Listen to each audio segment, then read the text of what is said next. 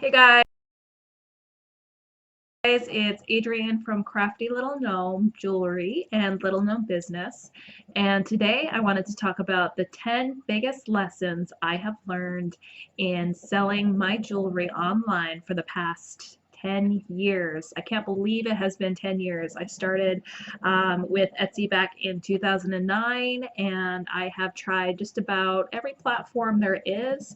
I do Amazon Handmade as well. I've tried eBay, Artfire, Top Hatter, Modalist. There's more I'm forgetting. I did Overstock for a while as well too.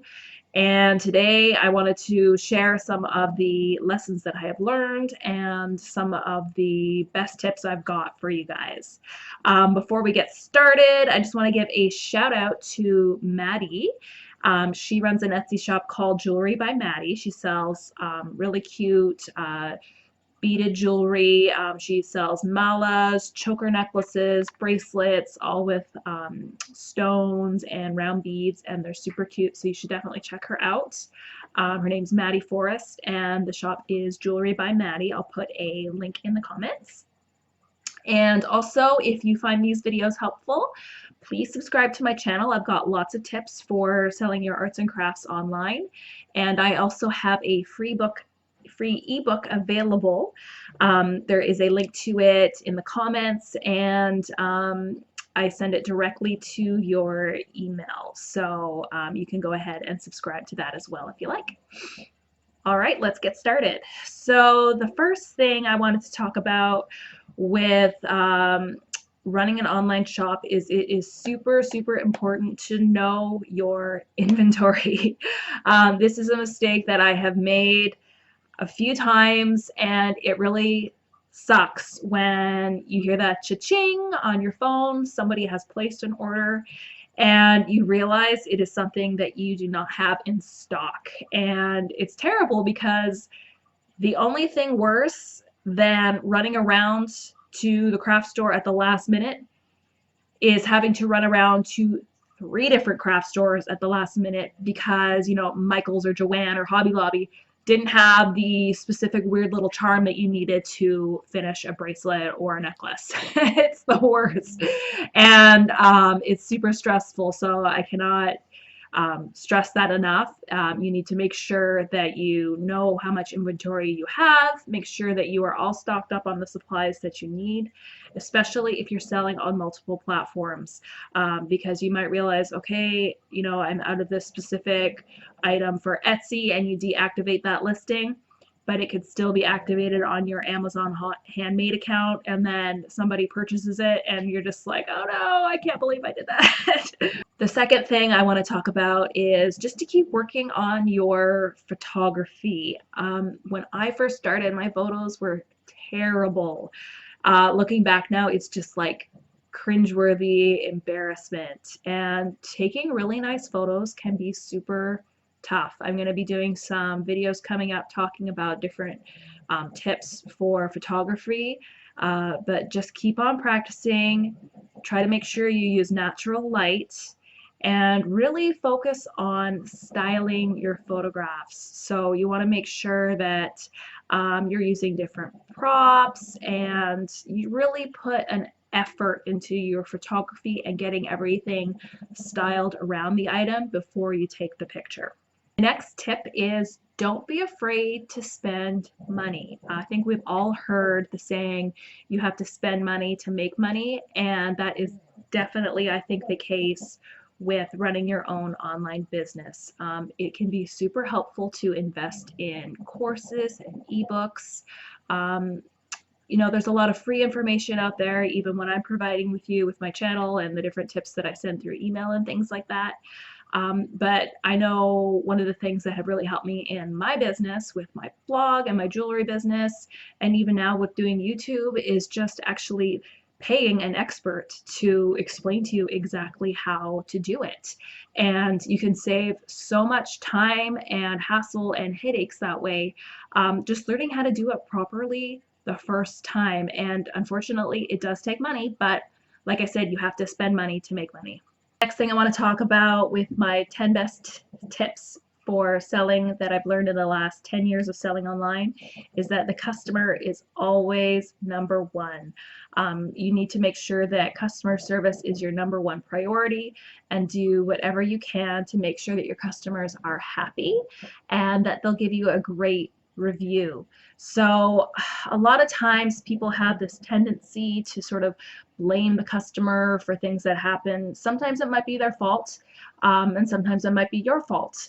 But what it comes down to is you always have to go back to making sure that you're giving excellent customer service and that you're really just treating people the way that you would want to be treated.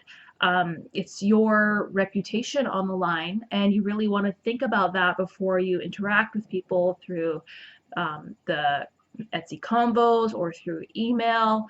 And just remember that anything that you put out there online, I mean, it really can be used against you. These days, how things can go viral super quick. So just keep that in mind and always make sure you put the customer as number one. My next tip is to realize that at some point you will screw up big time and it's okay, and it happens to everybody. There have definitely been times where I have accidentally shipped the wrong thing to the wrong customer. I've screwed them up and things got mixed up, and then people are emailing me telling me, why did I get this thing I didn't order? Where is the thing that I purchased? You could put the wrong address on. I've made things that somehow it malfunctioned, something broke, and it totally sucks when that happens. But you have to realize that you're human too. You make mistakes just like everybody else, and you just have to do what you need to do to make it right. So it goes back to my other tip of put your customer number one, and you just have to try to be nice to yourself and forgive yourself and understand that everybody makes mistakes and it's okay. My next tip is to figure out how you're going to ship your items before you even list it. This is important because especially if you sell bigger items, you really need to contact the post office or contact UPS, figure out exactly how it's going to ship, what kind of materials, how much it's going to weigh, what the size is, and figure out exactly what that cost is going to be before you list the item. Otherwise, you can end up getting some really nasty surprises when you go to ship your item and all of a sudden it costs, $30 more than you thought it was going to cost, and now you're not making any money at all from what you sold. So just keep that in mind and always make sure that you're calculating shipping the best you can before you list an item. One quick way to do that is to try to figure out an address of somebody who lives really far away from you. I live in Northwest Washington State, so often I will calculate the shipping that it would cost me to send something down south to like Miami or somewhere that is, the opposite end of the country, and that can give you sort of a general idea about how much it's going to cost. And when you're in doubt, estimate higher than you think it's going to be. That way you don't get screwed over in the end. My next tip is to go with the flow. So since I've been online for so long, I have seen so many changes that have happened with Etsy. Behind the scenes changes, how they do things with customers. There used to be this whole big scandal with like people showing up on the front page, and now that doesn't even exist anymore. And honestly, looking back, none of it ever really mattered. And there used to be these Etsy forums where people could go and chat. I spent a lot of time in there learning.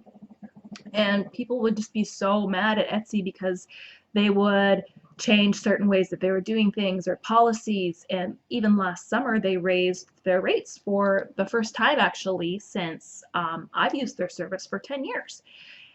And it just kind of, I don't know, it makes me almost laugh that people get so upset about this kind of stuff because you can't change it. You have absolutely no control over it.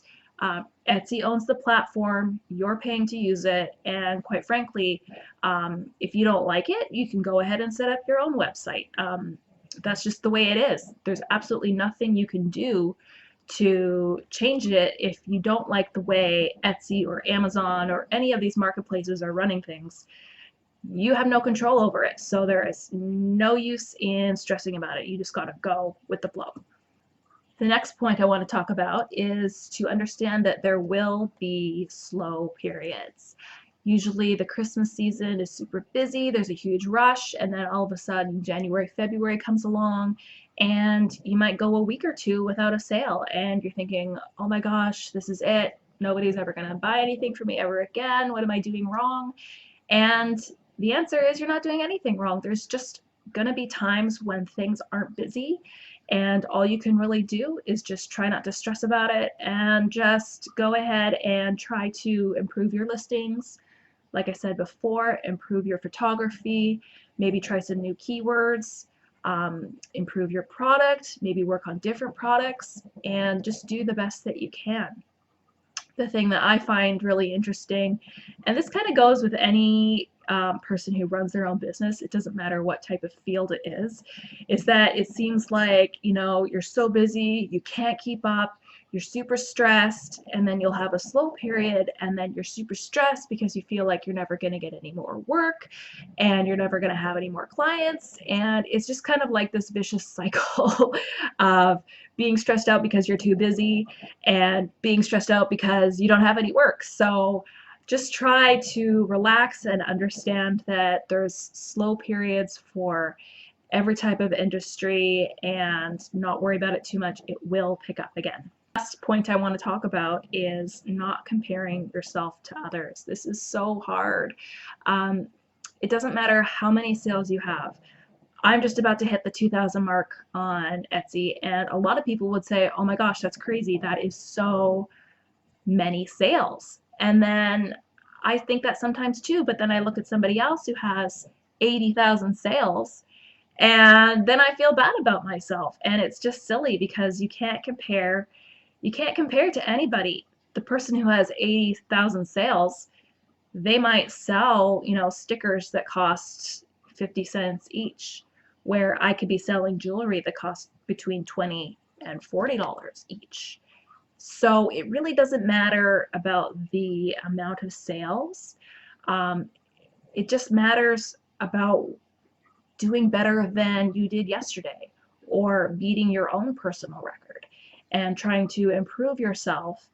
And really, the only person you should be in competition with is yourself, because you have no idea what's going on behind the scenes with anybody else's shop or anybody else's business. So try not to stress out about it.